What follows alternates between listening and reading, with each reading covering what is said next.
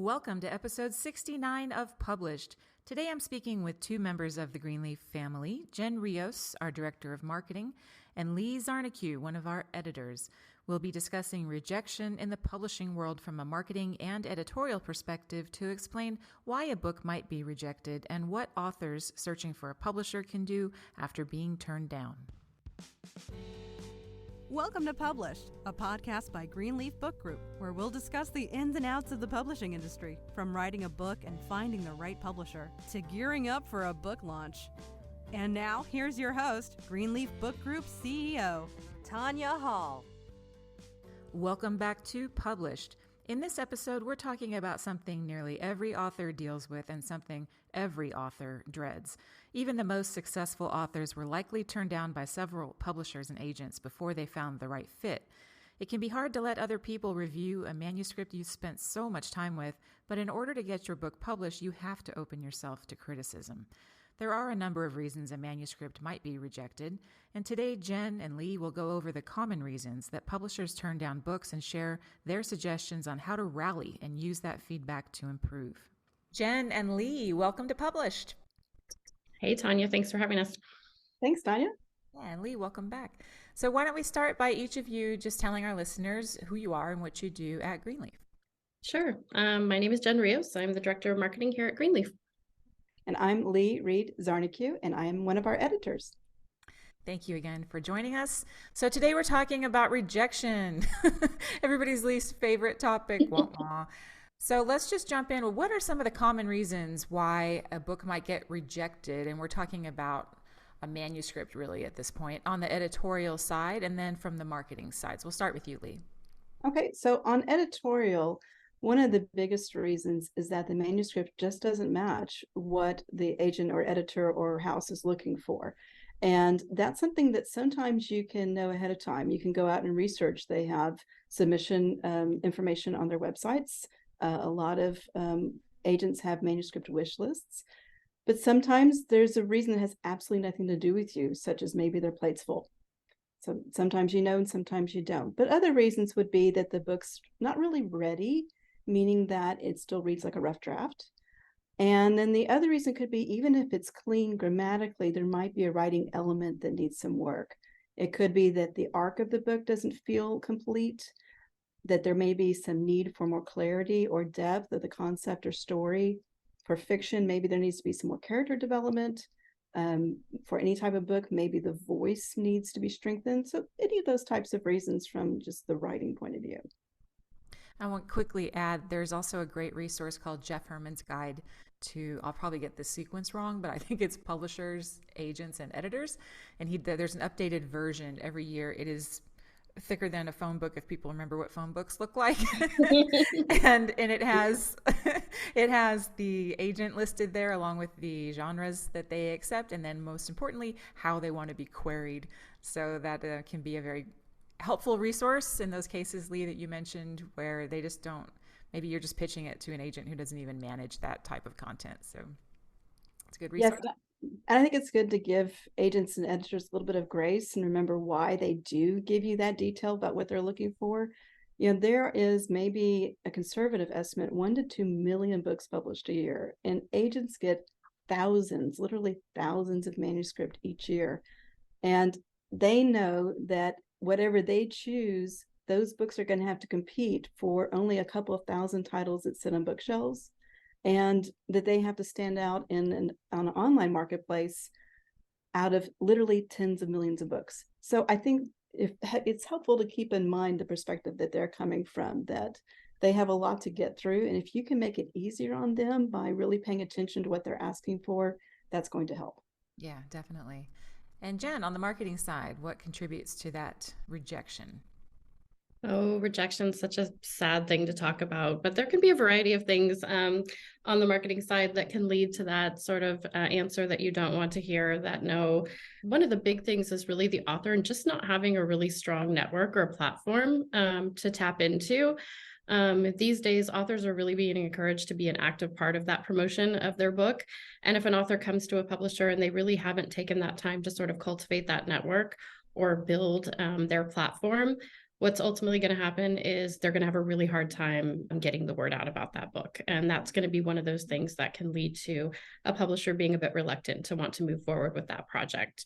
Some of the other reasons from a marketing standpoint could just be content. Is the book timely? Is it relevant? Does it have things that are in the news right now?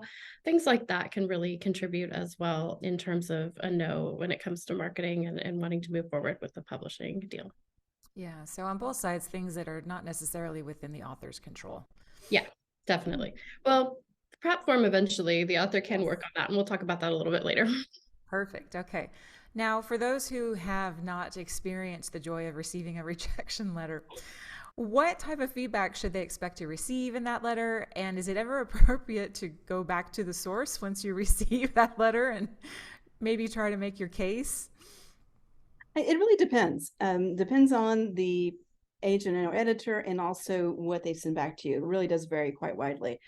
If the books or the manuscript's not a fit or not ready, you're likely going to get a form letter from that agent or editor, and they'll all look about the same. That, thank you for submitting.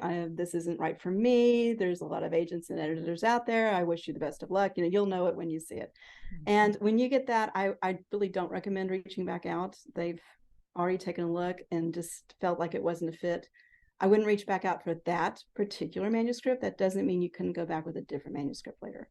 But for that manuscript, I would say that's a hard no from that person. However, if it's not a form letter, then that kind of depends. The first thing I would do is go back to their submission information on their website and see if they have any specific direction on that, because many do. Many will either say, a no from anybody in our agencies, a no for the entire agency, please do not reach back out. They will specifically say that. Others will say, a no from one agent does not speak for the entire agency. You are more than welcome to query one at a time and move from one agent to the other. Just please don't do it simultaneously. And then others don't say anything at all. So if you don't have an instruction from their submission information that says, please don't reach back out, then I think you need to then look and see how encouraging were they when you sent in rejection. And you can get rejections from agents or editors that see a lot of potential in your work, but they may not think they're the right person to represent it. And if so, you'll be able to tell, because they will probably say that, and then also have a lot of encouraging words for you, telling you what they liked, and then letting you know what needs room for improvement. If you get that doesn't happen very often, and it's not done lightly. So I would really encourage writers and authors to take that as a gift it is intended to be, that somebody took the time to give you that information.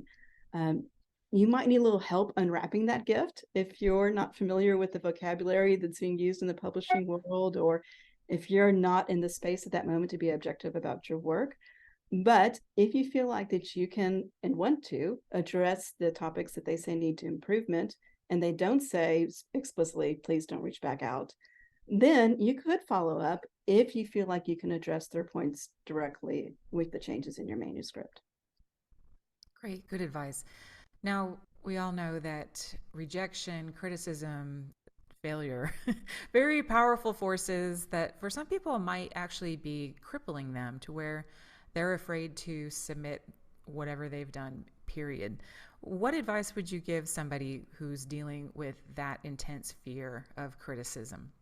Well, I think from my point of view, I always say, remember that the people you're contacting are in their jobs because they love writing and they love books, and they really do want to help people succeed. But just keep in mind those numbers I mentioned earlier, they have a lot to get through. So if they are short with their response, it's not because they don't care, it's because they have a lot to do. So keeping that in mind is very helpful, to know that everybody really is rooting for each other. The second is, remember, you're in really good company. Every single writer has faced many a no of one type or another before they got a yes. They're truly, I don't think there's an exception to that rule. And the last thing that I think about myself is I've come up with this phrase that I use, which is, I like to call this redirection instead of rejection. Definitely you want to put your best work forward, but also go into this process prepared to get some new direction to help your work find its audience and find the right audience. Even though that form letter often says, I'm not the best fit, those words do mean something. And that's often what you're being told, is that this isn't the right work for me. That doesn't mean it's not good work. Great.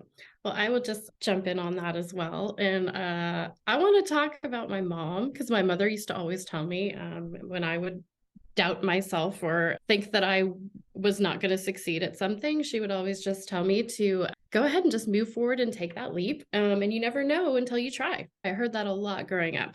And I think that's really relevant to the conversation that we're having right now. That fear can be really overwhelming. But if you let that sort of own you and you don't take that leap, you never know what that outcome could be. So I would say try to put yourself in a mindset where you are not thinking negatively, but you're thinking positively, and try to let go of some of that fear, which is, I know, is easy to say, but just try to go for it. And also, if you do get that no, try to frame that as not so much of a rejection, but more of just a chance to really look inward and take a look at your project, and don't take the no as a criticism, but as a chance to really kind of shift that focus and redirect and make it a positive thing. Yeah, good. Some common themes there for sure. I Yeah. like the redirection versus rejection. I'm hearing it from both of you. So Totally. we talked about those form letters, and some of them may be sort of a midway between a form letter and something that gives you a little specific feedback.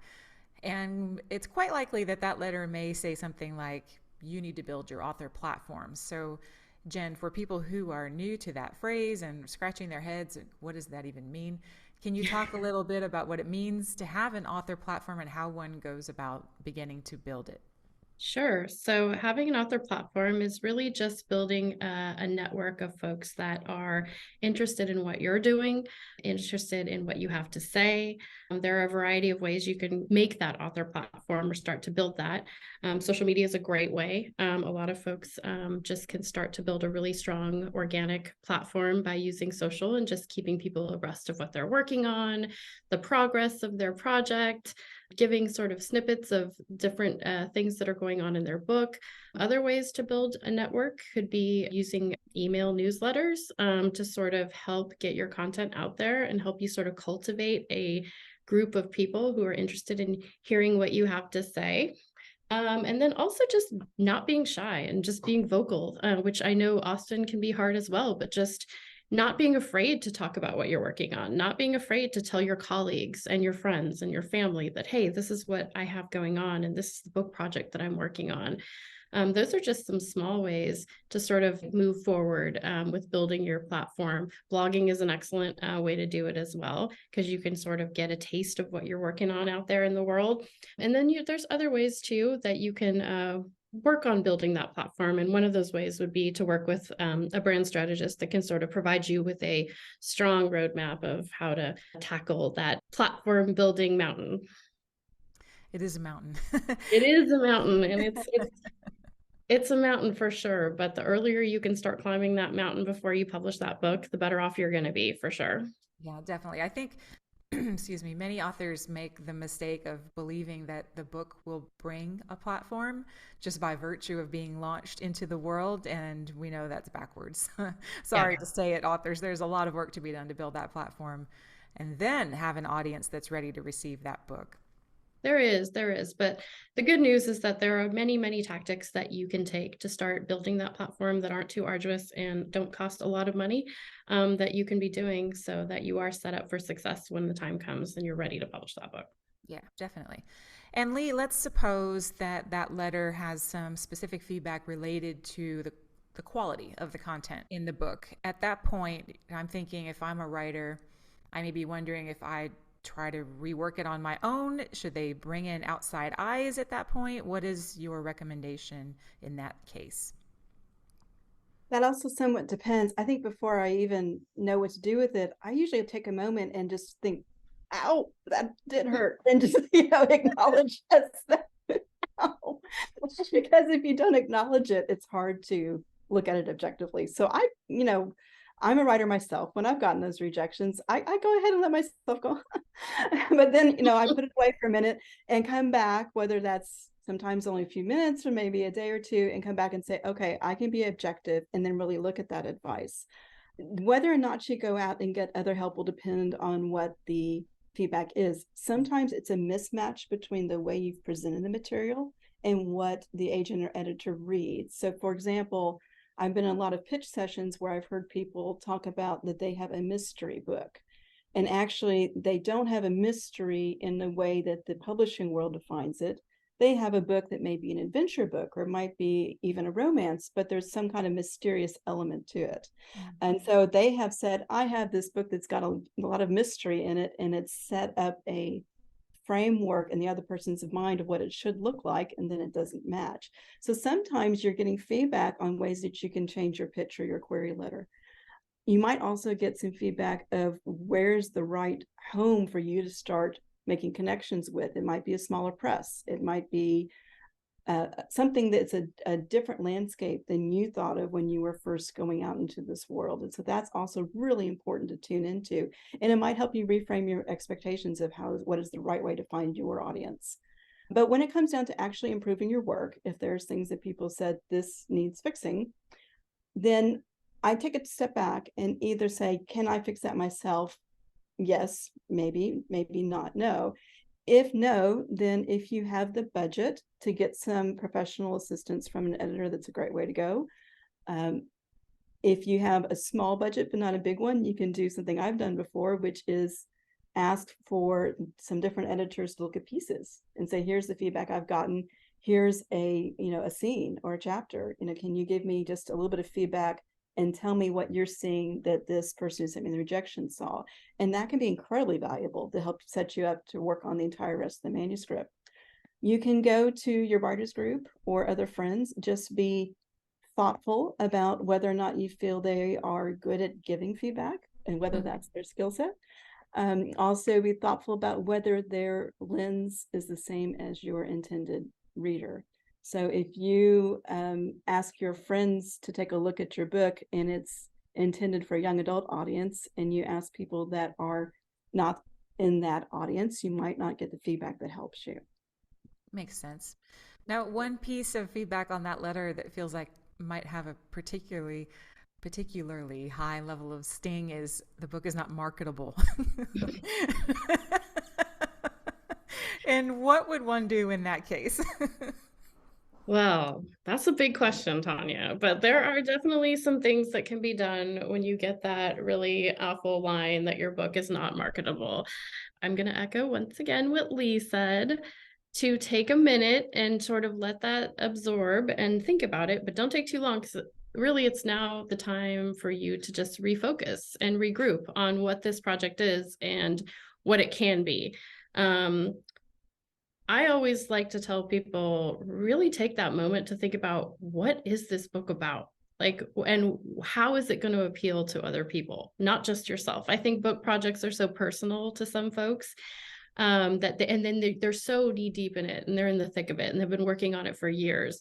They don't take that time to step back and be like, what does this book mean to an audience? What would they want to read? What do they want to get out of the experience of reading this book? So I think a good place to start is really just thinking about it that way.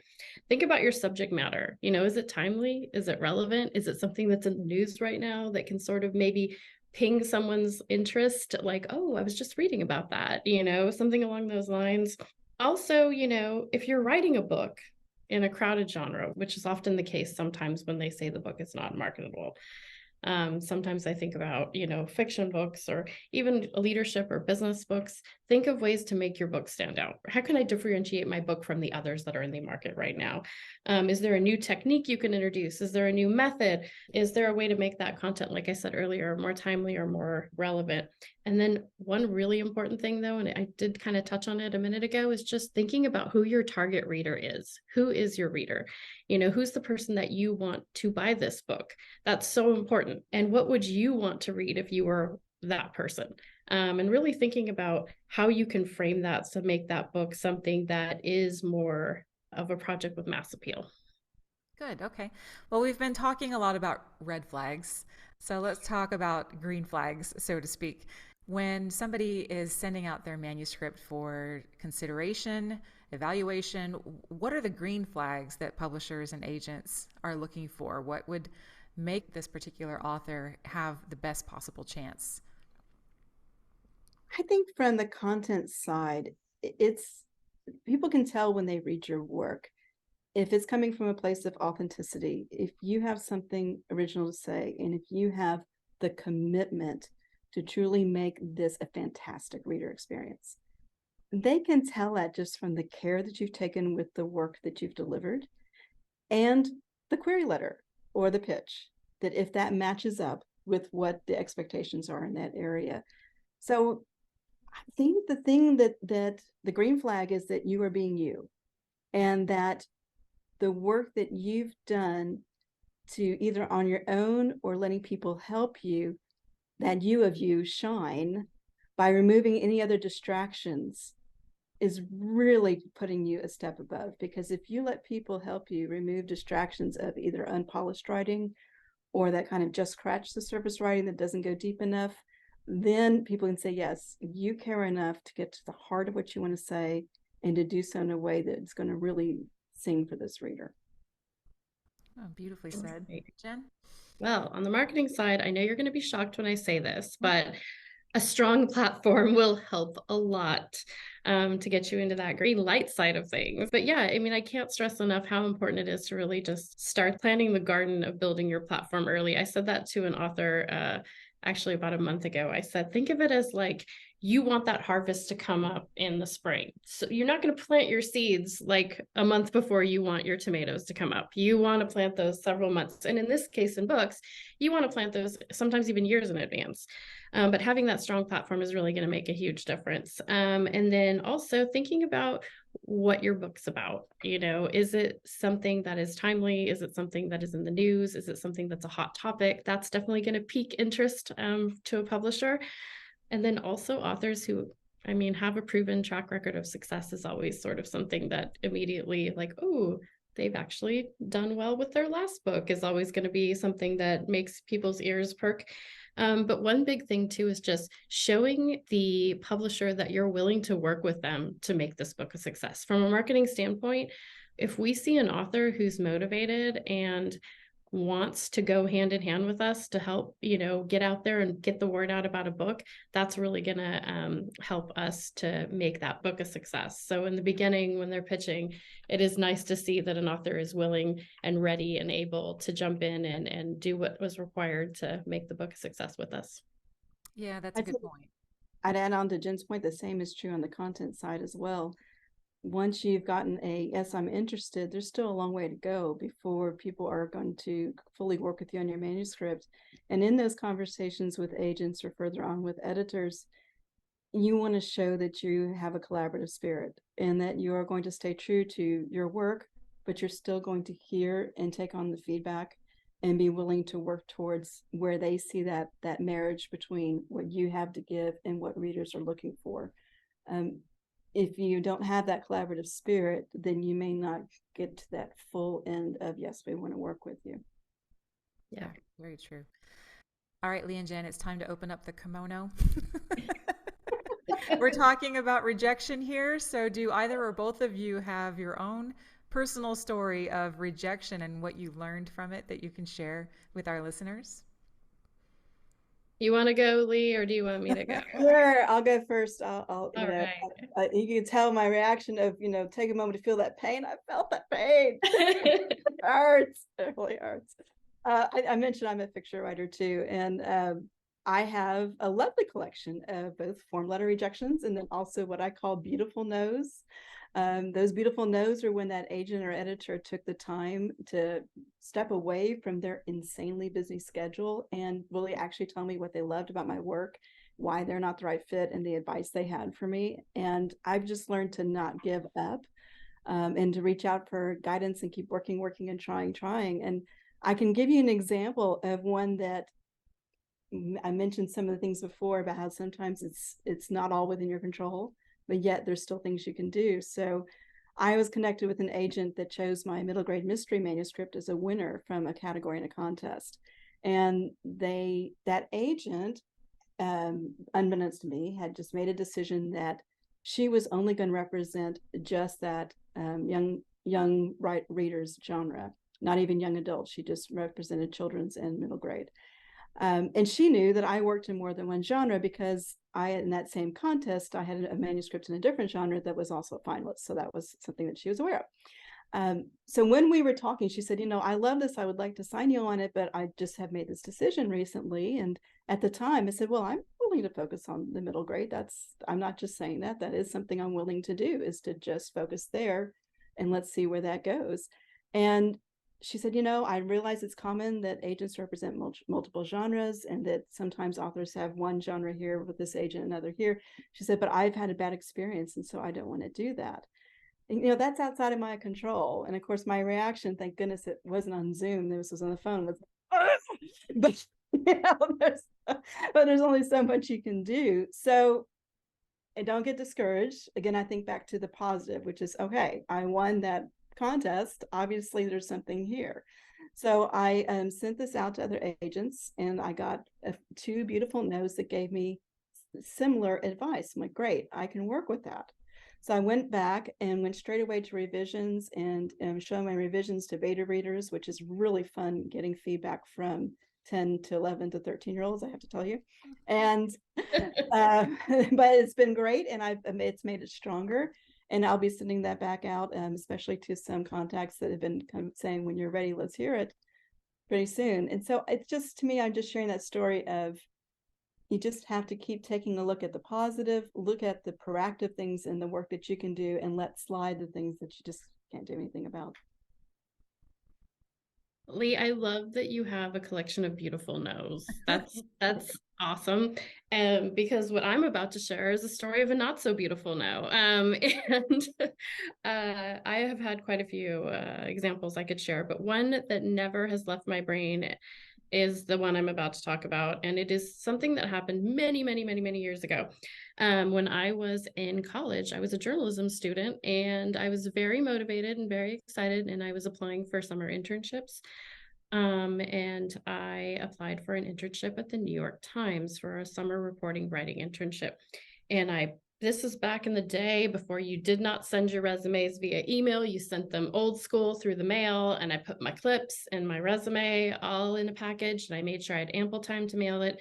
And to this day, I still blame the USPS, because a few weeks later, got a letter back, a big envelope from the New York Times, which I was convinced, this is it. I got my internship. And I opened it up, I pulled it out.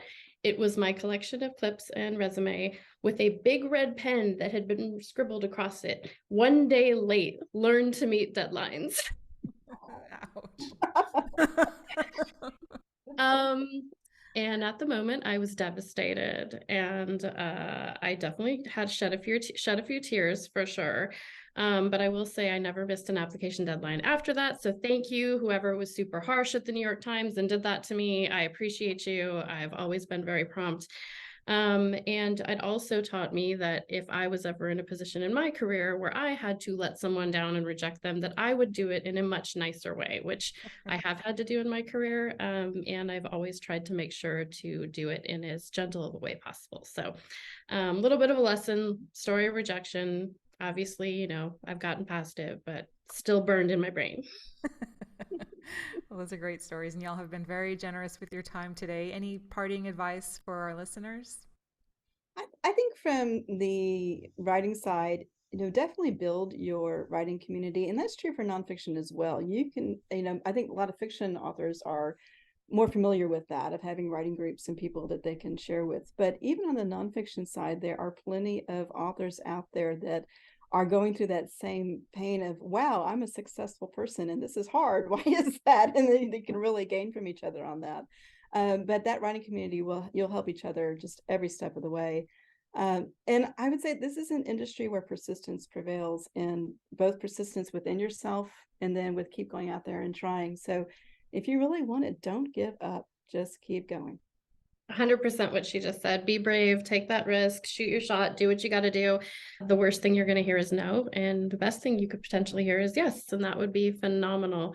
I would also just say, don't forget to listen to the feedback that you get, and don't be afraid to pivot if necessary, if that's what's going to take to, make your book come to life and be a success. And I will end it with, start working on your platform early. Never too soon. And if you need help, we can always help you too. Yes, indeed. Yeah, I like to look at it like, what might it cost you if you don't try?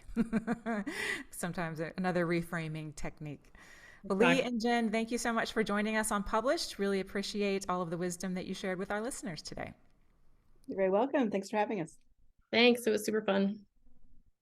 That's it for our episode today with Jen and Lee. We hope you enjoyed learning about what steps to take after a rejection. For notes and resources from today's show, go to greenleafbookgroup.com/episode 69. You can also find advice for writing, publishing, and promoting your work in my book, Ideas, Influence, and Income, which you can learn more about at ideasinfluenceandincome.com. If you've enjoyed our show, please rate and review us on iTunes, Spotify, or wherever it is you listen to your podcasts. It means a lot to have your feedback and helps us make sure we're answering your publishing questions. A big thank you to Eleanor Fishborn, who produces the Published podcast, and we will be back next month with another new episode. Thanks for listening to Published. To learn more, please visit greenleafbookgroup.com. And remember to subscribe to this podcast on iTunes.